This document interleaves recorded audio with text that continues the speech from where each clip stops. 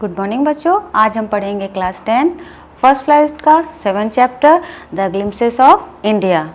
This chapter has 3 parts. Each part has different stories. So today we will see or read the first part of the story, that is A Baker of Goa by Lucio Rodriguez. ठीक है, तो basically this chapter is not a story. It is a childhood memories of the author. इसमें वो अपने बचपन की कुछ बातें हैं जो हमारे साथ शेयर करते हैं। आपके साथ भी ऐसी बहुत सारी बातें होंगी जो आप कितने भी बड़े हो जाओगे आपके याद दिमाग से नहीं जाएंगी। तो इस पार्ट में भी जो राइटर है वो अपने बचपन की कुछ यादें हमारे साथ शेयर करता है। तो वो बताता है गोवा के बारे में। गोवा आपको जैसा कि पता है मुंबई के साउथ में 400 किलोमीटर दूर पे पड़ता है, और जो गोवा है वो पुर्तगीज रूल के अंडर में था। तो इसी वजह से जो गोवा का कल्चर है वो पुर्तगीज कल्चर से बहुत ज़्यादा इन्फ्लुएंस है। तो जो पुर्तगीज थे वो लोफ्स के, यानी जो लोफ्स ऑफ ब्रेड होता है उसके बहुत ज़्यादा शौकीन थे।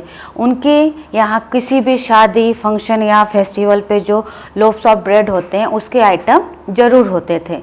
तो यहाँ पर भी जो राइटर है वो बताता है जब वो छोटा था तो कैसे इस ब्रेड लोफ्स को खाने के लिए वो और उसी के साथ के सारे बच्चे कितने ईगरली वेट करते थे कि कब वो बेकर आए और वो उस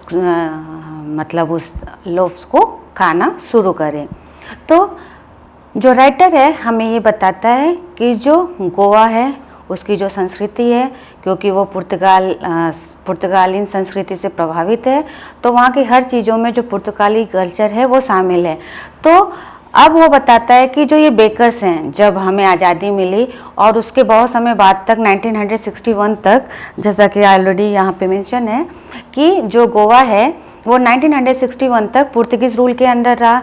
लेकिन फाइनली जब वो यहाँ से चले गए और गोवा इंडिया का पार्ट बना, तो अब जो पुर्तगीज थे जिनको ये ब्रेड लोफ्स बहुत पसंद थे, उनको जो बनाने वाले बेकर्स थे वो उनके साथ तो नहीं गए क्योंकि वो यहाँ के थे। तो उनके जाने के बाद ये बेकर्स यहीं पे जब रह गए तो इन्होंने अपना, क्योंकि ये इनका एक ट्रेडिशन बन गया था, क्योंकि इनके पास जैसे कोई जॉब नहीं थी, क्योंकि जैसे एक हलवाई है तो हलवाई का बेटा भी मेनली हलवाई बन जाता है, जो फैमिली बिजनेस होता है वो उसी को आगे चलाते हैं।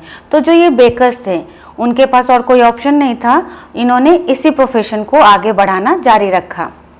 तो गोवा के हर कल्चर में, कल्चर से वहाँ के हर कल्चर में पुर्तगीज सभ्यता कूट कूट के भरी थी, उसका इम्प्रेशन था।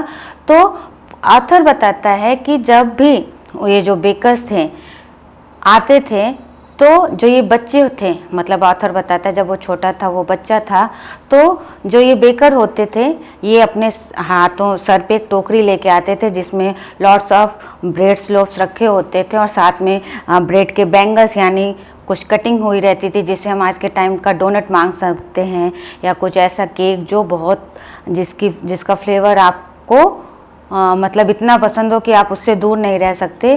तो ऑथर बताता है कि जब वो आता था तो क्या जो ये बेकर्स होते थे उनके हाथों में एक लाठी होती थी, उसकी ठक ठक थर्ड ऑफ द स्टिक और and the jingle of the third, यानी उस स्टिक पे जो ऑथर है बेकर है वो बताता है कि जो बेकर आते थे उनके स्टिक पे जो जिंगल्स बजते थे। जैसे कि आप मान लो कोई आइसक्रीम वाला आता है गली में, हम कितने भी नींद में हो लेकिन हम पहचान लेते हैं कि ये आइसक्रीम वाला आया है, या ये क्या कहते हैं चाट फुल्की वाला आया है। तो इसी तरह ऑथर बताता है कि सारे बच्चे उस ठक ठक और जिंगल की आवाज़ से ये समझ जाते थे कि वो बेकर आ गया है, और वो दौड़ के नींद में भी होते थे तो भी वो दौड़ के घरों से बाहर निकल आते थे, जहाँ पे वो बेकर के आगे पीछे घूमते रहते थे। किसी तरह वो ये देख लें कि बेकर के बास्केट में लोफ्स हैं या ख़त्म हो गए हैं, और कुछ बड़े जो होते थे उनको इधर उधर पुश कर देते थे कि नहीं उसका सामान गिर जाएगा या कुछ ऐसा हो जाएगा। लेकिन बच्चे तो बच्चे वो इस बात को नहीं माइंड करते थे, वो बस उनको किसी भी तरह उस ब्रेड लोफ्स को खाना होता था। अब ऑथर आगे बताता है कि बड़ों के लिए तो जो बेकर्स हैं वो क्या लाते थे, वो उनके लिए लाते थे ब्रेड लोफ्स, और बच्चों के लिए वो ब्रेड के बैंगल्स बनाकर लाया करते थे, जिसका जो फ्लेवर है या फ्रेगनेंस है, ऑथर बोलता है आज इतने बड़े होने के बावजूद भी मैं उस फ्लेवर को नहीं भूल पाया हूँ। उसी तरह जैसे मान लो आपकी कोई फेवरेट आइसक्रीम हो या कोई फेवरेट चॉकलेट हो जो आपको खाना हो, और आपको कोई कहे कि चलो बारिश हो रही फिर भी हम आइसक्रीम खाने चलते हैं, तो आप बिना झिझक के उसको खाने के लिए चले जाते हैं। तो इसी तरह बच्चे भी उस ब्रेड के बहुत ज़्यादा दीवाने हुआ करते थे।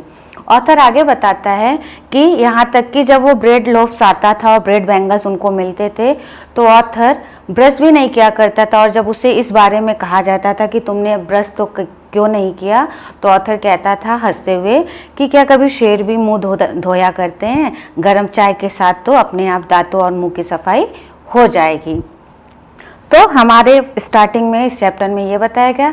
आगे ऑथर बताता है हमारे उन ट्रेडिशनल बेकर्स के बारे में जो कि पुर्तगीज कल्चर के साथ ही रहते आए हैं।